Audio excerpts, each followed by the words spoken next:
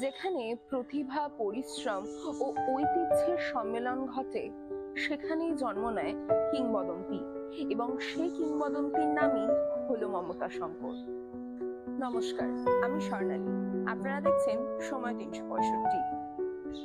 সম্প্রতি পদ্মশ্রী সম্মানে ভূষিত হয়েছেন এই অনন্য অভিনেত্রী ও নৃত্যশিল্পী। তার সৃষ্টির ছন্দে শুধুমাত্র নাচ নয়, যেন বাংলার আত্মাও নেচে উঠেছে। এই সম্মান শুধুমাত্র পুরস্কার নয়, যেন এক জাতির প্রতি শ্রদ্ধা এবং একজন শিল্পীর দীর্ঘ সাধনার গর্বিত স্বীকৃতি। পুত্র রাতুল শঙ্কর মায়ের গর্বের মুহূর্ত সোশ্যাল মিডিয়ায় ভাগ করে নিলেন, আর তাতেই যেন গোটা দেশ অনুভব করলো এ গর্ব কেবল এক পরিবারের নয়, গোটা বাংলার।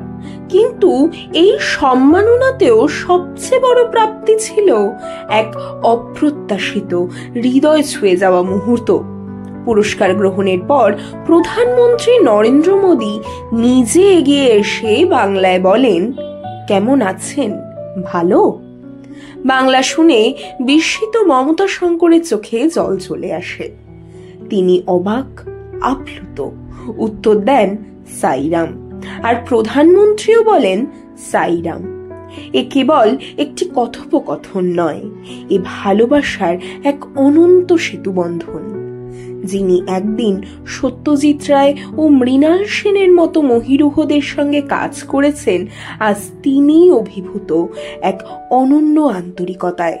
এই সম্মান যেন আরো একবার স্মরণ করিয়ে দেয়, আসল শিল্পীর প্রকৃত পুরস্কার মানুষের হৃদয়। মমতা শঙ্কর শুধুমাত্র পদ্মশ্রী পাননি, তিনি পেয়েছেন ভালোবাসা। আর ভালোবাসা যা চিরকাল থাকে, হয় চিরন্তন। এই মুহূর্ত, এই সম্মান, এই সংগ্রাম হোক আমাদের অনুপ্রেরণা, নতুন সংগ্রাম। সেলাম মমতা শঙ্কর, আপনি আমাদের অহংকার।